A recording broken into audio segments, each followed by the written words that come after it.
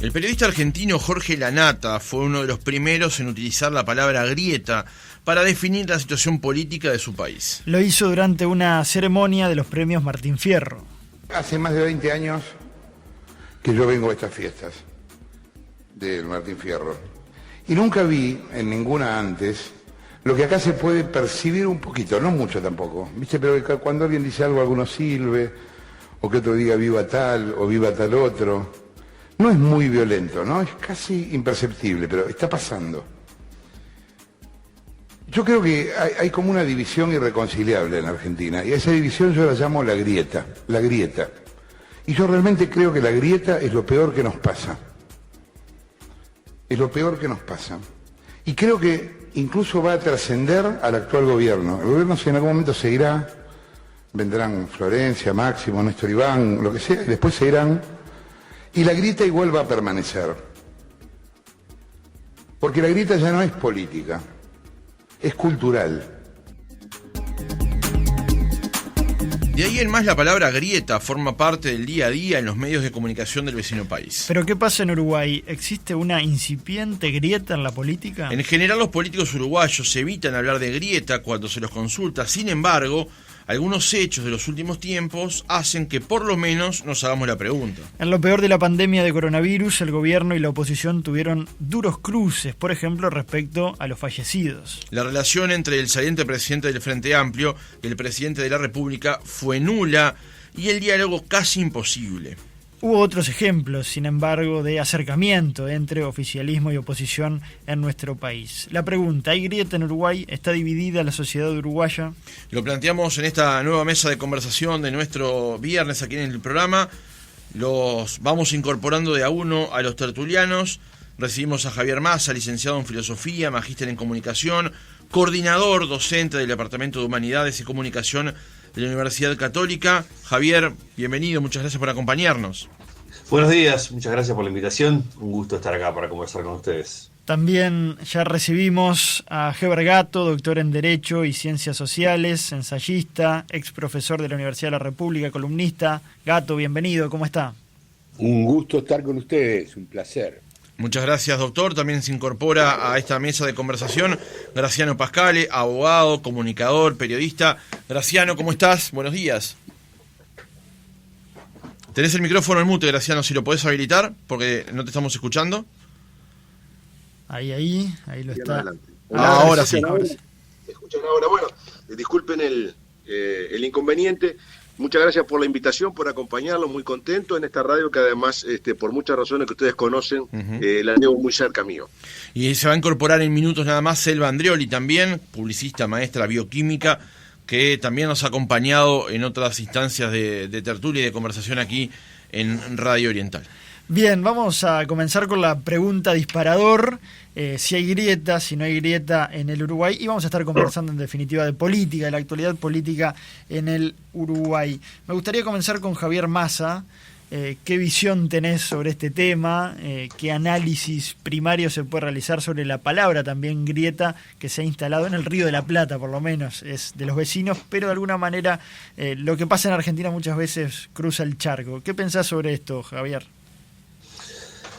Bien, a ver, lo primero es decir que si hay o no una grieta, requeriría quizás de un tipo de análisis más extenso que el que yo tengo hecho y que el que puedo hacer, ¿no? O sea, yo creo que hay dos connotaciones que puede tener la palabra grieta, que una de las que escuchábamos recién, Lanata mencionaba una recién, y yo creo que la otra es la que repercute a nivel social, ¿no? Yo creo que podemos pensar en una grieta a nivel político, ¿no? Político discursivo, y otra grieta a nivel social. Sobre la de nivel social es de la que yo no puedo hablar, ¿no? O sea, yo creo que hay algo ahí que tiene que ver con, digamos, la separación de una clase, digamos, la desaparición de una clase media, etcétera, etcétera, que es un proceso que ha ocurrido en muchos países de Latinoamérica, o la reducción de una clase media y una polarización, si se quiere, en clase alta y clase baja, de la que yo no soy especialista, no tengo información y no puedo hablar, ¿sí? De la polarización de la que yo sí podría hablar es de la polarización político-discursiva, y sobre todo, aclaro lo discursivo, porque es el ámbito de trabajo en el que yo me muevo, y creo que acá sí estamos empezando a notar un fenómeno bastante extendido a nivel mundial, que es el fenómeno de lo polarizado. Si entre los dos extremos de esa polarización, si entre los dos extremos de esa polarización lo que queda es una grieta que tiene connotaciones justamente a nivel metafórico de algo insalvable, de algo profundo, ¿no? De algo bastante, si se quiere, insaltable, ¿no? La grieta es esto de que uno no puede atravesarla de alguna manera, ¿no? Yo, si se quiere, me resisto a perder mi esperanza democrática de que esa grieta pueda ser salvable. Pero sí es cierto de que estamos en un escenario en donde las discusiones parecen cada vez más plantearse en términos de blancos y negros, en términos de positivos y negativos, en términos de estoy a favor o en contra, ¿no? Y eso yo creo que es un problema para la democracia. Yo creo que la polarización es un problema para la democracia. ¿Estamos yendo hacia ese camino en Uruguay? Bueno, digamos, el escenario político que empieza a estar cada vez más claramente dividido en dos bloques no colabora para que eso no suceda, sino que todo lo contrario, sino que aporta, ¿no?, a que esa polarización se empiece como a dar, ¿no? Si vamos unos años más atrás, donde el escenario político uruguayo estaba dividido en tres, ¿no?, donde teníamos tres partes con un buen pedazo de la torta en términos electorales y también en términos de la apropiación del discurso, un escenario partido en tres es mucho más propenso a no polarizarse, que un escenario partido en dos. Entonces yo creo que ahí hay como algunas líneas como para empezar a charlar y a pensar este fenómeno. Una de las primeras preguntas que yo me planteaba ayer cuando conversábamos sobre el tema era si podíamos diferenciar lo que es grieta de polarización, justamente de lo que planteaba Javier. Le traslado esta pregunta, doctor Gatto. ¿Hay grieta en Uruguay o es una polarización? ¿Son las dos cosas? ¿No es ninguna? Bueno, yo también creo que hay dos concepciones. Voy a decir esto desde un punto de vista diferente al que utilizó Javier recién. Quiero decir, hay una grieta que es la que definió en la Argentina este periodista Lanata. Es decir, una división irreconciliable que comienza en la política y se traslada a los campos de la psicología social y al campo de la cultura en general. Esta división irreconciliable, un fenómeno muy definido en la Argentina, no es lo mismo que los efectos del pluralismo político. Es decir, las sociedades occidentales tienden progresivamente a aumentar el pluralismo, es decir, hay más grupos políticos, hay más grupos sociales, hay más grupos culturales. Todo esto lleva a diferentes concepciones del mundo y de la vida y por consiguiente también de la política. Este fenómeno es un fenómeno universal y que con la democracia, como decía, se acrecienta indudablemente. Polarizaciones en el sentido que tú preguntabas recién, creo que ha habido en la historia desde siempre, ¿verdad? Desde la polarización que implicó la lucha entre el mundo antiguo y el cristianismo, la polarización entre las religiones cuando surgió el fenómeno del protestantismo, que tuvo repercusiones a nivel político, luego en el siglo XIX y siglo XX, los terribles enfrentamientos entre el nacionalismo y el cosmopolitismo, todo lo que implicó el fascismo como producción de una grieta entre quienes adherían al mismo y quienes lo rechazaban en forma violenta. Tan profunda fue esta grieta que generó nada menos que el fenómeno de la Segunda Guerra Mundial, lo que posteriormente implicó el enfrentamiento entre los diversos tipos de socialismo y el capitalismo, ¿verdad? La Guerra Fría, lo que implicó como fenómeno de separación y de hostilidad social entre dos grupos muy, digamos, consolidados en las sociedades. En ese aspecto, pluralismo ha habido siempre, seguirá habiendo, y es connatural y necesario a la democracia que lo haya. En el sentido de la nata, de grieta irreconciliable, también lo ha habido, pero yo creo que en el Uruguay actual, si bien hay fenómenos de polarización, de enfrentamiento, de diferencias marcadas entre grupos políticos, no creo que haya una grieta irreconciliable. Creo que la democracia uruguaya es un valor tan asentado en este momento en el país que es capaz de superar ese enfrentamiento y canalizarlo en vías más o menos institucionales regulares de enfrentamiento. Vamos a darle... Sí, concluya, por favor, doctor. No, de manera que yo diría, para terminar y para aclarar la idea, grieta en el Uruguay, tengo la impresión, con todo lo relativo que es definir términos y definir fenómenos sociales de esta entidad, que no hay en el Uruguay. Vamos a darle la bienvenida a Selva Andrioli, que se ha sumado a esta mesa de conversación, publicista, maestra, bioquímica. Selva, gracias por estar con nosotros esta mañana. Tiene allí el micrófono apagado, le pedimos que lo prenda, estas cuestiones del Zoom o del Meet. Sí, ahora sí. No, digo que disculpen la demora, pero hace desde menos 10 que estoy tratando de conectarme y no pude, entonces hice lo que tú dijiste, apagué, lo que me dijo Francisco, apagué y volví a empezar. Bueno, un saludo a todos los contertulianos. Igualmente. ¿Sí? Algunos de los cuales conozco de hace muchos años y he trabajado con ellos. Y nada, y un saludo a la audiencia. Bien. Gracias. Te pedimos ya, Selva, una primera reflexión sobre este asunto. ¿Qué pensás? Bueno. ¿Hay grieta, hay división, hay polarización? ¿No la hay? Bueno, mirá, yo ayer cuando me invitaron a este encuentro, que me pareció un temón, le dije a Francisco, es un temazo el tema de la polarización, no solamente por lo que puede representar como diagnóstico, sino por lo que para mí tiene proyección como futuro de la sociedad que nos espera, post pandemia, por ejemplo, que exige de todos los uruguayos un esfuerzo colectivo para salir de la situación en que estamos. Y yo sí creo que hay polarización y que hay brecha, que más allá de que se llame brecha o grieta, a mí el problema semántico a esta altura no es mi mayor preocupación. Mi preocupación es el antagonismo que se ha ido generando como entre dos bloques. Ya en abril del 21, la encuesta Factum decía que había 2 de cada 3 uruguayos que pensaban que había polarización en el Uruguay.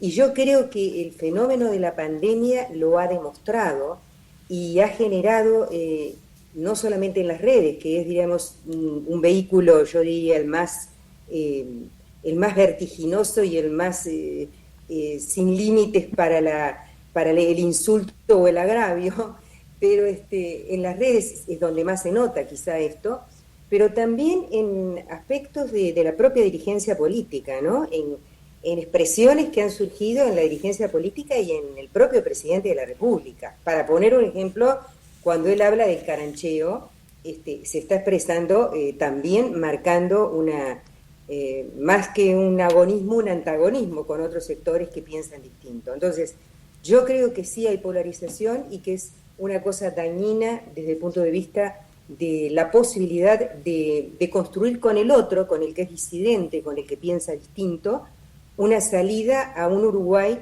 que tiene una crisis enfrente, no solamente económica, sino cultural, social, y yo diría, me importa por eso más que el diagnóstico, encontrar los caminos para superarla.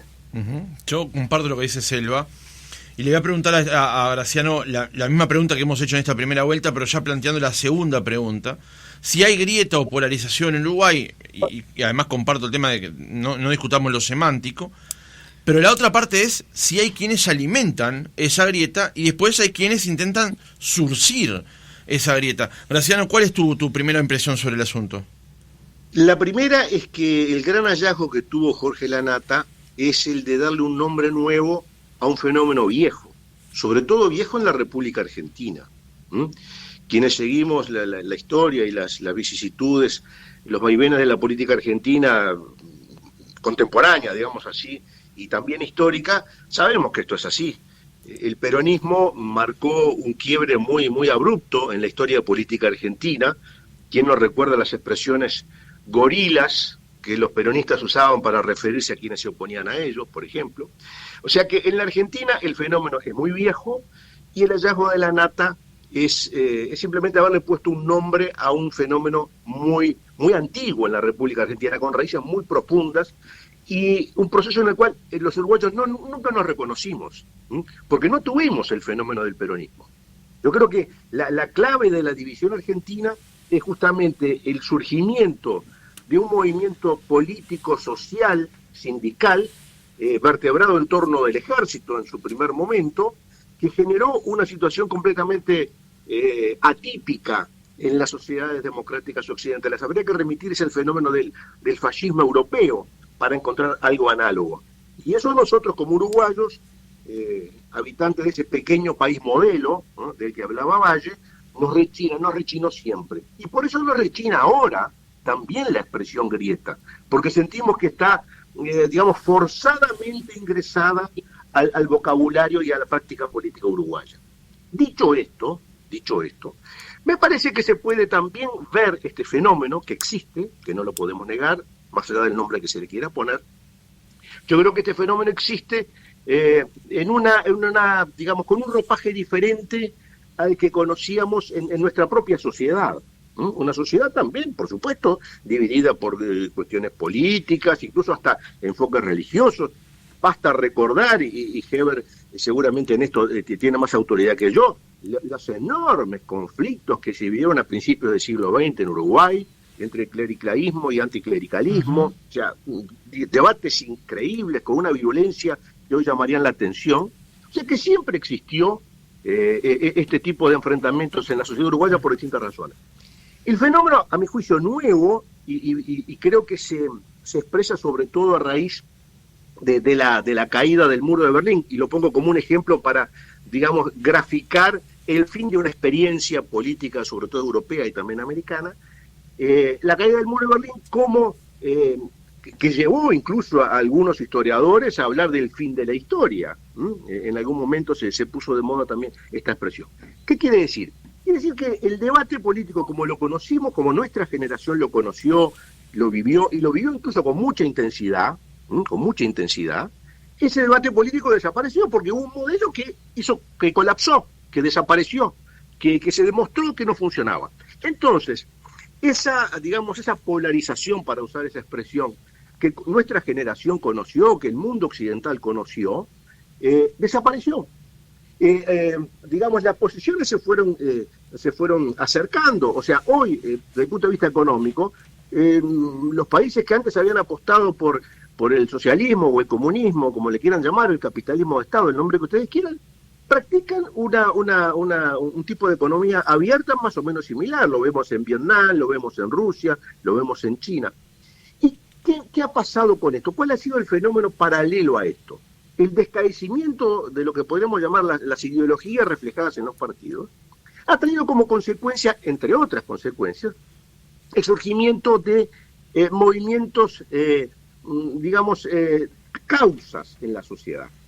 Los partidos lentamente van dejando lugar a movimientos de causas. La causa ecologista, la causa de los animales. Vemos que hay gente que pinta paredes contra el consumo de carne, hay gente que pinta paredes contra la existencia de los circos o los zoológicos. O sea, algo que nuestra generación no conoció porque sentía esa polarización en la sociedad expresada a través de los partidos políticos. Hoy, con el descaecimiento de esos partidos, surgen estos movimientos. Y yo creo que estos movimientos y este fenómeno retrotrae la humanidad a épocas que pensábamos que eran pasadas, a la época del tribalismo. Y me gustaría introducir este concepto de tribu, porque hoy, por ejemplo, lo vemos, incluso hasta en nuestras familias, creo que todos tenemos casos en los cuales los temas que eran de discusión hace 40 años, que eran temas políticos o ideológicos, hoy son temas de causas. Hoy en nuestras familias tenemos veganos, por ejemplo, que son apasionados de la causa y que la sustentan con mucho fundamento y que tienen una adhesión emocional a esa causa, ¿verdad? Que a nuestra generación le sorprende. El tema de los animales. Se ha creado un partido animalista en Uruguay, un partido que defiende, y con buenas razones. O sea, lo mío no es una crítica ni nada por el estilo. Lo mío intenta ser una descripción del fenómeno que estamos viviendo. Hay un partido animalista. Las causas del medio ambiente. El debate más grande en Uruguay en los últimos años ha sido sobre el medio ambiente, a raíz de la instalación de una planta de celulosa. Por lo tanto, creo que estamos asistiendo a un fenómeno distinto, a un fenómeno nuevo, y cometemos un error, creo, modestamente, cometemos un error si lo analizamos con la experiencia que hemos tenido hasta el momento. Creo que estamos en un mundo diferente, creo que hay expresiones que podríamos llamar tribalistas, o que unen a la gente por encima de creencias políticas o filosóficas, y eso va a ser creciente en la sociedad. Eso va a ser creciente en la sociedad. Y creo que nosotros que ya, en fin, estamos ya doblando, ya estamos jugando los últimos 20 minutos del partido, tenemos que ubicarnos en este proceso, tenemos que tener la ductilidad y la plasticidad intelectual como para captar este fenómeno y poder convivir con él. Como estamos conviviendo con las nuevas tecnologías, ahora con el Zoom, como estamos conviviendo con todo, nuestra generación ha sido la generación que ha abierto la brecha en la sociedad con los grandes cambios tecnológicos. Ahora estos cambios tecnológicos están teniendo su correlato en el mundo de las ideas, en el mundo de las causas sociales, todo el tema, toda la discusión de la cuestión, llamémosle gay, por decirle un nombre que ustedes quieran, el matrimonio igualitario, en fin, los derechos de las minorías sexuales, el nombre que ustedes quieran, y lo digo con todo respeto, también es un fenómeno nuevo. O sea, estamos en un mundo de causas en lugar de un mundo de partidos. Estamos en un mundo donde hay motivaciones de otro tipo que son diferentes a las ideológicas. Bien. Hoy nadie, con digamos, cierta sensatez, propone una sociedad perfecta, igualitaria, donde todo el mundo vamos a ser felices, donde se socializan los medios de producción. No, hoy la gente aspira a que le respeten sus creencias, aspira a vivir en un mundo donde sus derechos como minoría sean respetados, donde se respete el medio ambiente, etcétera. Yo creo que ese es el gran desafío de hoy. Allí, Graciano, el desafío intelectual de mirar el futuro con ojos diferentes a como vimos el pasado. Allí Graciano abre muchas ventanas para seguir el tema. Quería volver sobre el punto de lo que había planteado en la segunda pregunta y vuelvo con Selva. Selva, ¿tú crees que aquí en Uruguay, eludiendo el tema semántico, hay gente que trabaja para la grieta y hay gente que intenta surcirla?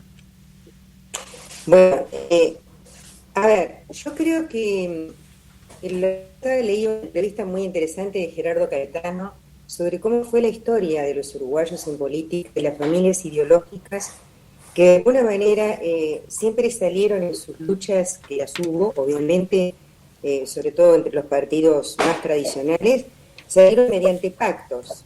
Sin embargo, yo creo que en el momento actual sí hay gente que está interesada en que esa brecha o esa grieta se ahonde y que trabaja en esa dirección, porque creo que, estamos en una especie de confrontación ideológica que hace que haya, por un lado, sé que Heber no va a coincidir conmigo, pero haya por un lado un conjunto de partidos que se han unido para sacar al Frente Amplio del poder. Ustedes saben además mi posición, mi crítica sobre el tema del Frente Amplio.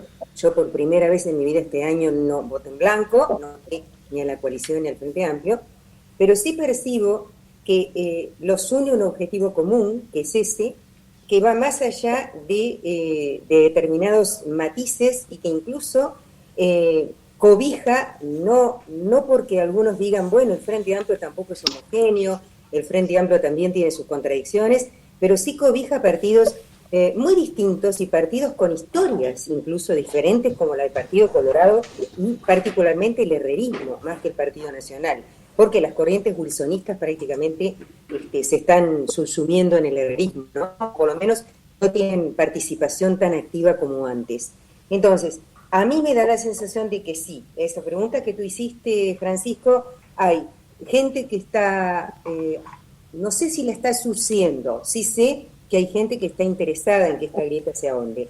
Y voy a poner un ejemplo muy claro que me parece que es lo más actual que tenemos, que es el fenómeno de la pandemia, la gestión de la pandemia.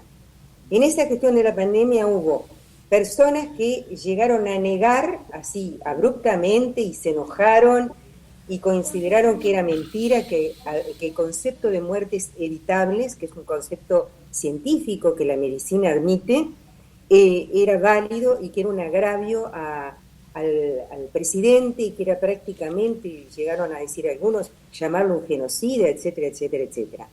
¿Qué quiero decir con esto? Que frente a evidencias que son racionales, es decir, científicas, existe la necesidad de imponerse desde el punto de vista ideológico, si se quiere, con un perfil muy,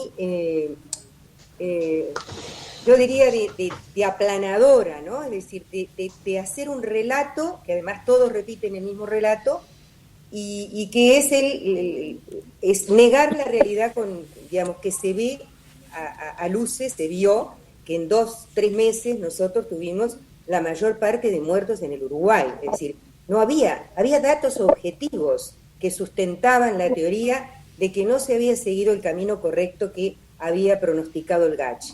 Para justificar que ese camino no se había seguido, se inventaron, no sé, un montón de anécdotas vinculadas a las perillas económicas, etcétera, y nada demuestra que en esos 3 meses se haya mejorado la economía del Uruguay ni se haya atendido esa situación de urgencia social. Uh-huh. Entonces, lo que sí se demostró es que por no seguir indicaciones de previsiones que estaban en la comunidad científica y que sí se siguieron el año anterior, tenemos al día de hoy casi 6.000 muertos en el Uruguay. Entonces, eso creo que me parece a mí que es un paradigma de cómo se manejó la sociedad y cómo se perfilaron por cuestiones netamente políticas, porque Graciano introduce temas que van a estar siempre, desde el punto de vista religioso, desde el punto de vista de las comunidades o de los intereses de determinados sectores. Yo me refiero, cuando hablo de polarización y de brecha, me refiero al antagonismo que se ha generado en la política. Y creo que la política trasvasa toda la vida de la sociedad e influye en el ánimo de las personas y también influye en eso que yo llamaba hoy el proceso necesario de construcción colectiva que tenemos que hacer todos en la pospandemia. Deberíamos hacer todos en la pospandemia. Ahí Selva está abriendo la cuestión de la pandemia, la gestión, que creo que ha habido un parteaguas allí. Sé que tanto Heber como Graciano quieren responder a esto. Antes pido a Javier Massa, hablabas del discurso, ahora Selva menciona la palabra relato, también hemos escuchado. ¿Cuánto se precisa de eso también en la construcción política, de los unos, de los otros, de quién es mi adversario, mi enemigo? Y si la política utiliza muchas veces, o muchos políticos para figurar, rinde más, entre comillas, generar la polarización, ¿no? Decir, bueno, aquel claramente es lo que yo no soy, lo que nosotros no somos, ¿no? Ese juego. Le pido a Massa una reflexión sobre esto. Bien, sí, a ver, primero decir que interesantísimo todo lo que venimos escuchando y creo que de todo podríamos empezar a sacar tangentes y armar una mesa por cada uno. Quiero retomar quizás en esto algunas de las cosas que se mencionaron hasta ahora, ¿no? Y vincularlas con un fenómeno un fenómeno nuevo, ¿no? O sea,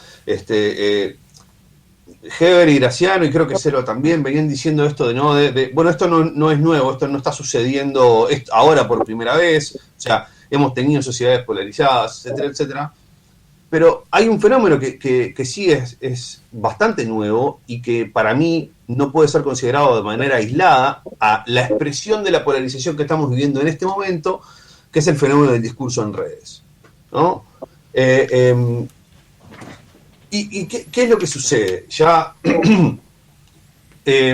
nosotros, los seres humanos, somos hijos de la palabra. La palabra y el lenguaje nos moldea nuestra manera de pensar, moldea nuestra manera de ver el mundo, ¿no? Y los modos en los que la palabra cambia a lo largo de la historia muestran que cuando cambia la palabra y cuando cambia la entidad de la palabra, las sociedades sufren cambios drásticos, ¿no?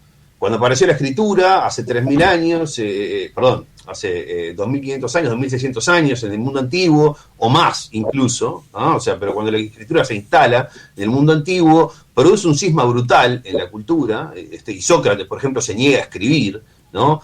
Y su alumno Platón lo traiciona, y de ahí conocemos a la figura de Sócrates, ¿está? Y después, cuando surge la imprenta en Europa, causa el cisma en la Iglesia, por más de que Gutenberg era un ferviente católico, su invento termina partiendo de la Iglesia del medio, y hoy estamos, a mi entender, frente a el cambio en la historia de la cultura más importante, sin duda, desde la imprenta, y si me apuras, incluso sin duda desde la invención de la escritura, que es la aparición del discurso computarizado, la aparición del discurso digital, donde la palabra empieza a estar hecha de matemática, empieza a estar hecha de números, y se reproduce de un modo en el que nunca antes se había reproducido, y se genera de un modo en el que nunca antes se había generado. La entidad algorítmica que tiene la palabra hoy hace que la polarización en términos de discurso se empiece a dar en el ciberespacio de un modo mucho más dúctil del que se daba en el diálogo mano a mano, o incluso en la palabra escrita, ¿sí? O sea, porque la palabra escrita circula más lento, en el diálogo los matices surgen inmediatamente, porque si bien yo estoy de acuerdo con algunas cosas de las que dijeron Heber, Graciano y Selva, podría discrepar con otras y podemos empezar a ver los grises más fácil, pero con un like o con un retweet o con un comentario negativo o con un comentario positivo en una red, esos matices son muy difíciles de dar y resultan muy difíciles de plasmar.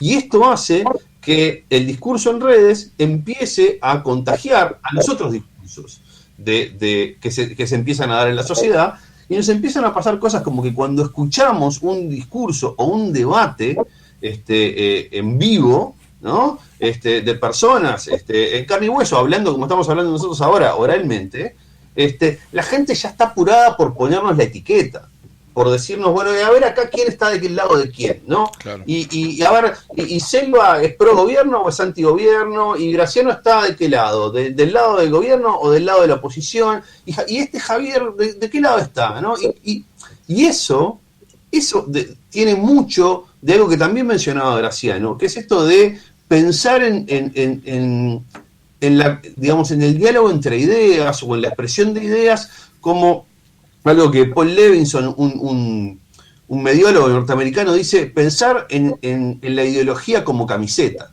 pensar en que yo puedo tener eslóganes plantados, ¿no? En una remera, como un jugador de fútbol o como un deportista puede tener, ¿no? Propagandas de distintos productos en una remera, y que esos eslóganes, esos pegotines terminan diciendo quién soy yo. Y ahí sumo otro fenómeno que es importante, y es que hoy parece que el tema de la polarización discursiva viene a meter cuchara o viene a jugar un partido importante en otro dilema contemporáneo, que también, de acuerdo con un apunte de Graciano ahí, de que surge con mucha profundidad después de la caída del muro de Berlín, que es el tema de las crisis identitarias, ¿no? O sea, el tema del problema identitario que se empieza a generar sobre todo en el mundo postmoderno, y que el mundo de las redes viene a ofrecer una alternativa fácil, digerible, pronta, y si se quiere, vehiculizada, para proporcionar identidades en términos de camiseta. Y yo, que no sé quién soy, de repente me afilio a un club discursivo y tengo una identidad. Soy alguien. Y ser alguien, además, en ese mundo discursivo, implica tener amigos. Y en un mundo fragmentado, donde la socialización está enfrentando problemas, también tener amigos es algo valioso. Entonces, me convence medianamente el terraplanismo, me convence la convicción con la que el terraplanismo promulga sus ideas, ¿no? Y de repente, toda esa cosa que pasa mucho más por lo emocional que por lo ideológico, ¿no? Me termina a mí de entusiasmar y entro por este camino. Y en realidad estoy ahí más por, si se quiere, el envoltorio que por lo que termina generando.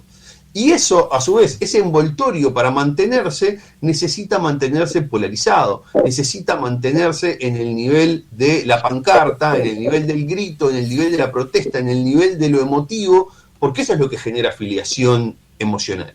Entonces, ese discurso que de nuevo, vuelvo a lo inicial, es un discurso que propone la red como en términos estructurales, ¿no? Es un discurso que está empezando a trasladar a la realidad política. Y en esto, lamentablemente, a mí me toca ser un poco pesimista, porque ya vimos de alguna forma cómo el discurso televisivo, ¿no? La estructura del discurso televisivo se trasladó a la política durante toda la década de los 90, ¿no? Y empezó a triunfar la imagen por sobre la palabra en la política durante mucho tiempo, y ese fue el modelo de la televisión, que fue de alguna manera cooptando el discurso político, y parece bastante inevitable que el discurso de las redes termine cooptando el discurso político. Y yo creo que ahí hay un dilema, porque el modelo democrático no es un modelo que pueda lidiar con la polarización de buena manera. Porque la democracia exige diálogo, la democracia exige negociación, exige encontrar espacios intermedios, y en el discurso polarizado, los espacios intermedios no existen por definición, porque le hacen daño al discurso polarizado. Claro, hay que Entonces, ceder, hay que conceder para poder negociar, y en esta dinámica que está planteada eso resulta muy difícil, ¿no? Es que conceder siempre es parte del diálogo. O sea, uno cuando dialoga concede, porque si no concede uno es un necio en el diálogo y termina quedando fuera de la discusión. Es como diciendo, bueno, si vos te vas a quedar ahí, ¿para qué venís a dialogar? Quédate solo, hablá solo y listo. Claro. Cuando uno está dispuesto al diálogo, por definición está dispuesto a conceder al menos alguna parte. Si no, uno se queda callado y no dice nada, ¿no? O no dialoga, simplemente monologa, exhibe sus ideas y punto. A mí hay una cosa que me llama la atención, Javier, y ahora vamos a ir con el doctor Gatto, pero quiero volver contigo sobre esto 30 segundos.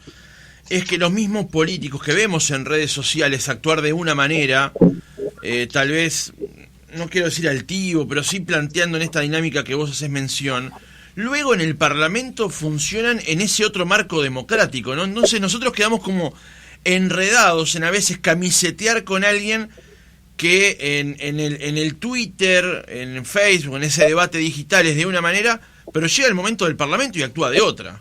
Es que lo que pasa ahí es que si vos querés estar en Twitter, vos tenés que actuar así. Vos tenés que polarizarte, vos tenés que tener discurso polarizado, porque de lo contrario sos invisible en Twitter. A ver, voy con el ejemplo anterior. Famoso caso, ¿no? En estudios de medios, ¿no? De cuando Nixon pierde, entre comillas, el debate con Kennedy, ¿no? Y lo pierde para quienes lo ven por televisión, pero lo gana para que los escucharon por la radio. Exacto. ¿No? Y en un momento, esto significó que Nixon tuvo que aprender que se tenía que peinar para salir en la televisión y que tenía que sonreír, cosa que yo creo que Nixon nunca la aprendió, dicho sea de paso. No. Trató Nixon de empezar a sonreír un poco más. ¿Y por qué? Porque tuvo gente que le dijo, mirá, Richard, si vos no sonreís en este medio que privilegia la imagen, no vas a estar. Vas a dejar de existir. Entonces, esto es exactamente lo mismo. Si vos querés existir en Twitter, vos tenés que existir en términos polarizados, porque el medio te lo exige. Va de eso, ¿sí?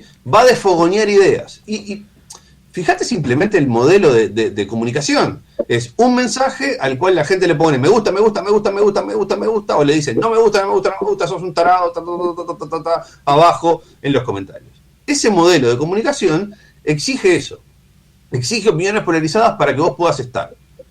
Para mí, notable, por ejemplo, el caso de Ada Colau, la alcaldesa de Barcelona, que dijo, yo me voy de este lugar porque entiendo que este lugar en términos discursivos le hace daño a la política. Y yo quiero hacer política y este es un lugar que políticamente es nocivo para el quehacer político. Y se retiró de la red, ¿sí?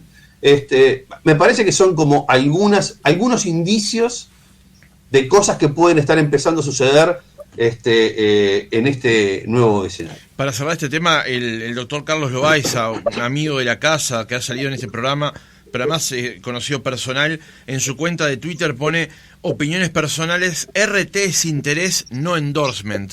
a ver si de esa manera, cuando le da RT algo, no es que lo esté apoyando, sino que, está tratando de abrir el debate por ese lado. No sé si sirve como explicación o no. Doctor Gatto, quería volver un paso hacia atrás, tal vez le quiera hacer algún comentario sobre esto, pero quería volver un paso hacia atrás sobre el tema de en Uruguay, y bajando esto a la tierra aquí en nuestra política. ¿Hay gente que profundiza esa grieta, que trabaja para profundizarlo, sabiéndolo o no sabiéndolo? ¿Y hay gente, por el contrario, que trabaja para surcir esa grieta o la polarización? Respecto a su pregunta, no tengo la más mínima duda de que hay gente en ambos bandos. Hay gente preocupada por la subsistencia de las instituciones, de la cultura democrática, de los consensos. En definitiva, la democracia, como bien decía Javier, se puede entender como una negociación, pero también se puede entender como la búsqueda de acuerdos, como la necesidad de llegar a verdades a través del mejor argumento, que es precisamente el argumento de Habermas para entender que la democracia es un diálogo sostenido en el cual llegar a un acuerdo está implícito en la necesidad de dialogar, lo que decía Javier recién. Ahora, yo creo que el planteo de Graciano es muy interesante. No tiene que ver estrictamente con el fenómeno político, en tanto construcción de la polis, pero tiene que ver con lo que significa la posmodernidad en la civilización occidental. No hay duda de que la fragmentación, la aparición de distintos grupos, el lenguaje, y acá enrado con lo de Massa, qué funcional es a esa nueva sociedad este lenguaje de redes con todas las características específicas de ese lenguaje de redes. Pero yo le agrego un paso más.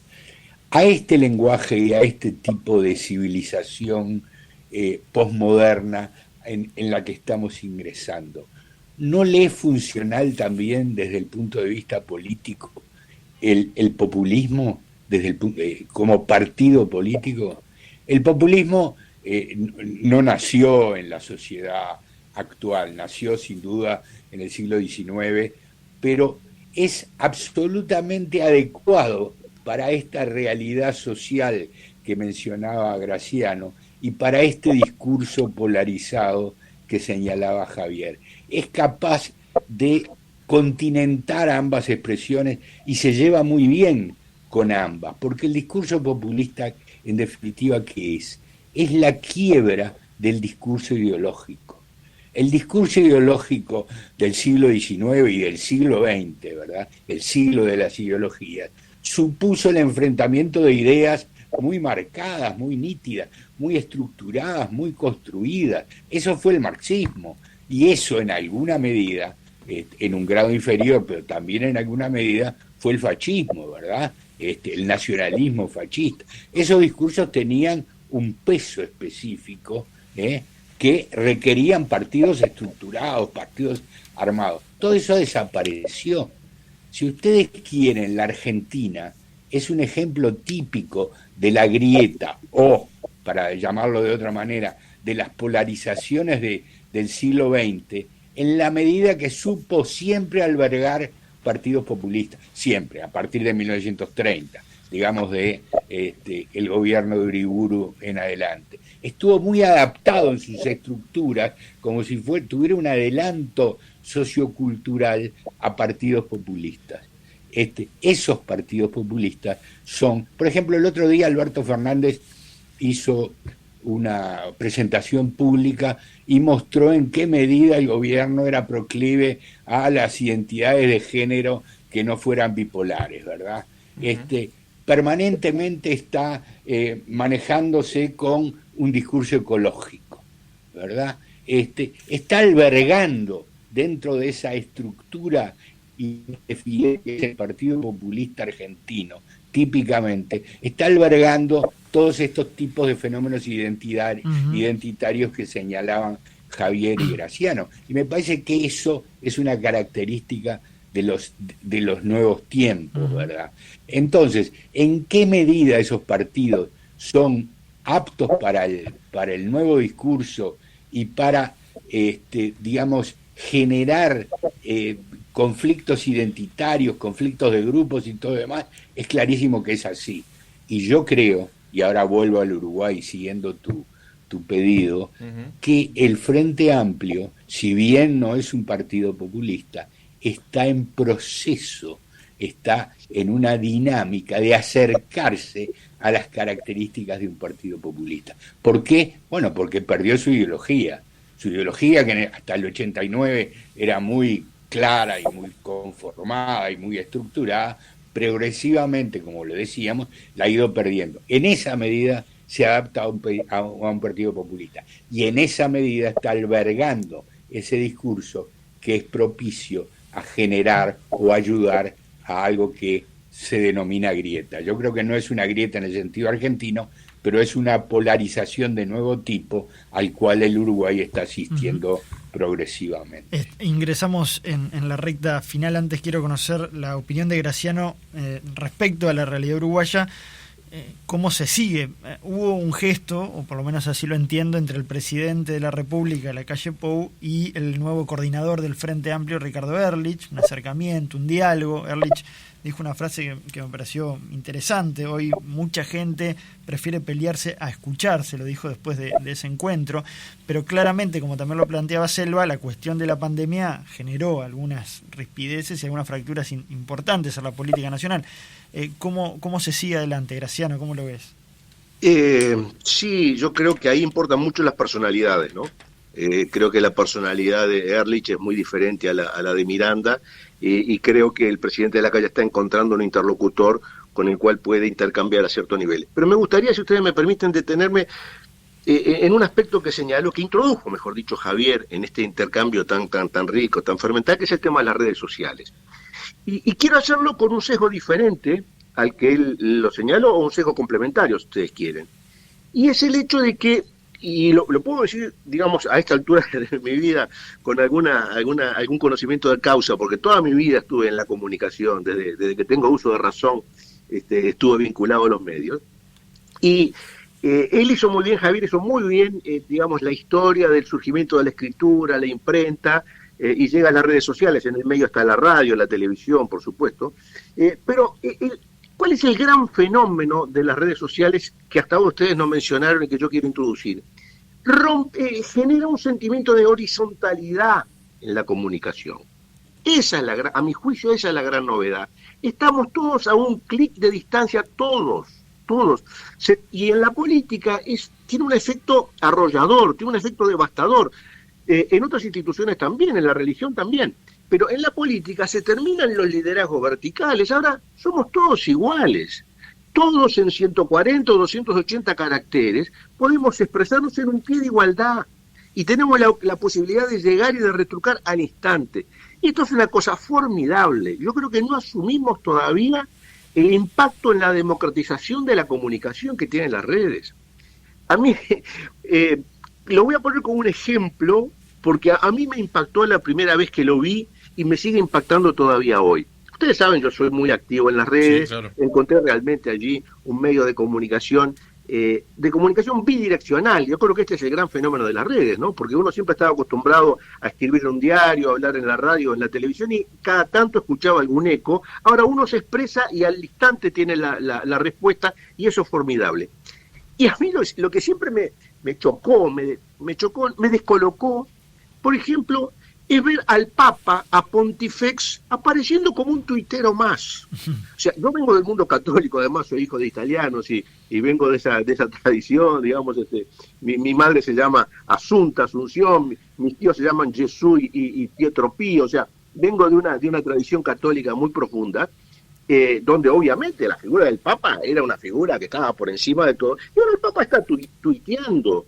Y se expone a que alguien le conteste: callate, Bergoglio, no sé cuánto, vos que sos un peronista, no sé qué. Se expone a eso. Es algo increíble, es realmente increíble. O sea, si uno se lo decía hace 30 años a alguien, dice: no, vos estás loco, mira si el Papa se va a meter en ese debate. No, ¿qué está ocurriendo? Lo mismo pasa con el presidente de los Estados Unidos, lo mismo pasa con todos. Pasa con Javier, conmigo, con Ever, con JP, con todos. Somos todos iguales. Y me parece que es un fenómeno profundamente, no podemos saber en qué termina esto. Pero también mediocriza, no sé si existe la palabra, ¿no? Pero hace mediocre, que de alguna manera no hace mediocre también el debate, que un experto en un tema tenga que discutir o lo pueda hacer. Bueno, pero es la realidad. O sea, sí, el Papa está claro. el Papa tuitea, el Papa se expone a que le diga, no, eso no es así, no sé cuánto, que el diablo, que el pecado, que patatín, que patatán. Y Heber opina con todas sus lecturas y otro va y dice, no, estás equivocado porque tal cosa. Y todos estamos expuestos. Entonces, eso es un gran desafío para el sistema educativo, es un gran desafío para la convivencia social. Javier señalaba con acierto el fenómeno de la polarización, digamos, expresado, yo que sé, en la Tribuna Colombes y en la Ámsterdam, en los clásicos, por ejemplo, no sé. Claro. Creo que un poco el ejemplo vendría por ahí. Pero las redes sociales tienen una riqueza formidable, que es la posibilidad de encontrarnos en un intercambio. Yo por ejemplo, me gusta intercambiar ideas, y cuando veo que alguien insulta, me aparto, digo, ¿qué es insultar? Bueno, insultar a otro que le guste eso, o sea, yo qué sé, a mí no me gusta caminar por una calle que está llena de basura, voy por una calle y busco una acera que esté limpio, no me gusta la mugre, no me gusta el insulto, en fin, me gusta el intercambio respetuoso, me gusta aprender, soy muy curioso, quiero escuchar a todo el mundo porque de todo el mundo saco alguna idea que me va a servir para mi crecimiento personal. Entonces yo creo que las redes llegaron y están generando un impacto que no es cuantificable. Heber menciona el riesgo del populismo. Yo no lo descarto, Heber, pero creo que es muy prematuro afirmarlo, porque son millones de voces que se están expresando y en forma horizontal, allí no hay liderazgo. Habrá gente que tiene más influencia que otra, porque yo qué sé, porque lo siguen más personas o porque su opinión es más escuchada que otra, pero está expuesto a la crítica, está expuesto al debate. Puede encontrarse en el camino alguien más inteligente que él, o alguien que le ponga un argumento diferente en el instante. Entonces me parece que es un fenómeno formidable, es un privilegio como seres humanos en la historia de la humanidad, es un privilegio vivir esta época, ser testigo de este cambio. Creo que nos está cambiando a mí me está cambiando la cabeza. Yo creía que más o menos tenía las ideas en orden y me está cambiando la cabeza. Y volviendo a la política, y ahora sí, porque estamos en los últimos minutos, creo que este fenómeno va a tener un impacto en la política. Claramente va a tener un impacto en la política, pero lo va a tener justamente en beneficio de quien use mejor las redes sociales. Así como Nixon tuvo que aprender a peinarse y a sonreír en la televisión, hoy los políticos van a tener que ser audaces, originales, creativos, empáticos en las redes sociales. Ya la televisión no importa tanto, la frase hecha va a dejar de... Yo cuando escucho a los políticos con frases hechas, con un discurso agotado, repetido, me aburro, no me interesa. De cualquier signo, miren que en esto no hago política, nada. Cuando alguien dice una cosa que ya la escuché 1.000.000 de veces, me aburre, no le presto atención. Cuando alguien dice una cosa distinta, presto atención, porque me llama la atención, porque digo, este es un individuo que está entendiendo de qué se trata este juego. Es un juego diferente, y va a ganar el que entienda en qué consiste este nuevo juego. Vamos por reflexiones finales, ya estamos sobre el cierre, muy breves. Este debate yo lo seguiría hasta las... Sí, daría para muchísimo más. Hasta mediodía. Y los vamos a volver a convocar seguramente. Pero vamos con las reflexiones. Selva, reflexiones finales en segundos para encarar el cierre ya de esta mesa. Bueno, es difícil en segundos, pero voy a tratarlo. Primero, no coincido exactamente con que para estar en las redes hay que polarizarse. Para sobresalir en Twitter, digo, de verdad, Javier, no creo que ese sea el camino, creo que este es un medio, y coincido en eso con Graciano, que nos abre puertas nuevas y que no necesariamente significa el blanco y negro. Y esa es la riqueza que pueden tener las redes y la gente las usa inteligentemente.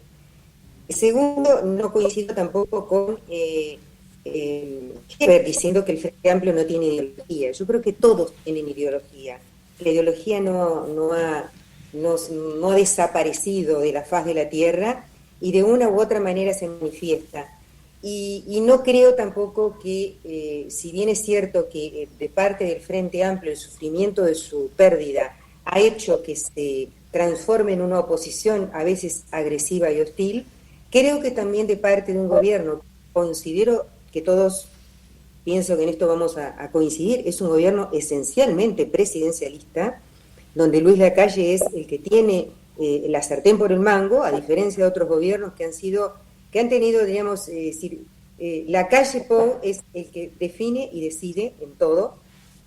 Su impronta es la que está manejando incluso la disyuntiva entre la libertad responsable y el Estado policíaco, que de alguna manera se instaló en la sociedad también como si fuera el blanco y el negro, ese sea la dicotomía en la que se debía dirimir, por ejemplo, la crisis o la gestión de la crisis.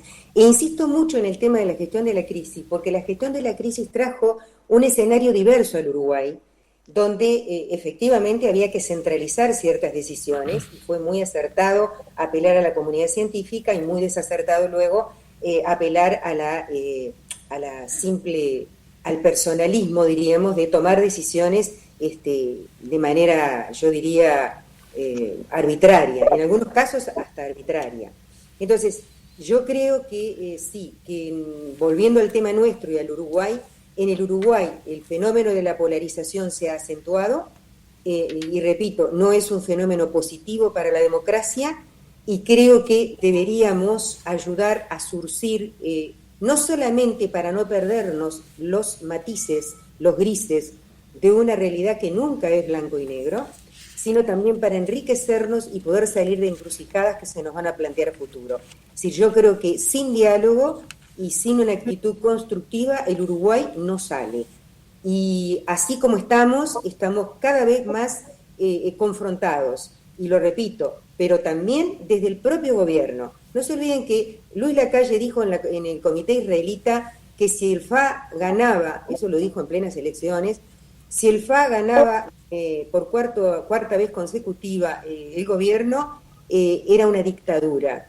Y esto, dicho por un político de un partido que no es el Partido Colorado, que ha ganado durante tantos años el gobierno en el Uruguay, me parece que es una aberración, ¿no? Porque la perdurabilidad, por ejemplo, del Partido Colorado en el gobierno, nadie lo objetó como una dictadura, y sin embargo existió. Entonces, me da la sensación de que también desde lo que sería la figura más importante en este momento de la política uruguaya, que es la presidencial, se han extendido expresiones, la del carancheo que yo decía hoy y otras, que marcan ¿estás conmigo o estás contra mí? Y bien, eso para mí no funciona. Vamos, da para incluso otro debate, cómo han gobernado nuestros presidentes, con qué características, pero les pido que no ingresemos porque nos tenemos que ir realmente a 11 en punto. Heber Gato, también tu reflexión final sobre el tema de hoy. Sí, bueno, en primer lugar, yo acepto lo que dice Selva, de que las ideologías nunca desaparecen. Yo creo no haber dicho eso. Lo que yo sostengo es que las ideologías en el siglo XXI han debilitado su presencia, han perdido su armonía estructural, han perdido su cosmovisión global. Las ideologías, el marxismo-leninismo, por ejemplo, era una ideología que iba desde el nacimiento hasta la muerte, regulaba hasta los sentimientos de la gente. Ser débil, lo dijo Sartre en un famoso relato, era mal visto por la izquierda porque era una forma de conceder tantos al rival. De manera que las ideologías siguen existiendo, no tienen el peso, la coherencia y la fuerza que tenían anteriormente. En cuanto a lo que decía Graciano respecto al orden en que se van situando los problemas, yo lo que quiero decir es esto: yo no creo que entre el Partido Populista y la fragmentación social y el discurso en redes haya una causalidad necesaria. Lo que creo es que hay una correlación muy fuerte entre la aparición de partidos populistas en el mundo, tanto de derecha como de izquierda. Bueno, no nos olvidemos que el populismo abarca ambos lados de la división ideológica, ¿verdad? En definitiva, la aparición de ese partido se conecta muy bien, se relaciona muy bien. Hay también una unidad estructural entre el fenómeno que tú señalabas, Graciano, que me parece que lo has hecho muy bien, de cómo la sociedad se va rompiendo, cómo la lucha de identidades sustituye la lucha de ideas. que este creo que es el fenómeno central del problema. Lo que era la lucha de ideologías es más bien ahora una lucha de identidades. Las mujeres, por ejemplo, fíjense el peso que tiene en la ideología frentista el feminismo, que es impensable en el año 89, cuando las clases sociales eran las que ocupaban el panorama, las clases sociales como fenómeno funcional. Bueno, las mujeres como identidad sustituyen a las clases sociales. Este es un fenómeno de una importancia fundamental y que tiene que ver además con el populismo, porque el populismo alberga muy bien, se relaciona muy bien con los distintos movimientos sociales y con el feminismo. De manera que lo que yo digo es que la fragmentación en gran medida es producto de todos estos fenómenos, de una sociedad que se divide, de un discurso en redes, de la aparición como entidades políticas armónicas y funcionales a estos cambios del populismo. Bien, muchísimas gracias, Gebergato, Selva Andrioli. Telegráficamente, Graciano, apelo a tu condición de periodista. Una palabra para despedirnos, porque realmente nos tenemos que ir puntualmente. Una palabra, la palabra comunicación. Esa es la palabra y yo creo que el futuro está en la comunicación. Así como el Uruguay encontró hace unos años un comunicador descollante como fue José Mujica, que realmente generó un fenómeno político en base a su comunicación, a su estilo, creo que el futuro está marcado en ese antecedente inmediato, la comunicación. Quien logre interpretar el mensaje y el mecanismo de las redes va a ser el gran triunfador en el futuro inmediato. Muchísimas gracias, Javier Massa. También una palabra para el cierre. Bien, yo creo que un debate futuro es el estatus del espacio online en términos políticos. Yo creo que un apunte que es una discusión que a mí me tiene como bastante desvelado, porque cuidado con creer que Twitter es un espacio público. Twitter es un espacio privado de una corporación enorme que hace mucho dinero, y estoy de acuerdo con lo que decía Selva, de que no necesariamente es un espacio para la polarización, pero lo que sí es cierto es que la polarización a Twitter le da plata. Paga. Sí. Y mientras la polarización a Twitter le dé plata, la polarización va a seguir siendo el discurso dominante en Twitter. Y Trump es un claro ejemplo de que no es tan público Twitter en ese sentido. Javier Massa, Selva Andrioli, Gebergato, Graciano Pascale, gracias por haber estado otra mañana con nosotros compartiendo esta mesa de conversación.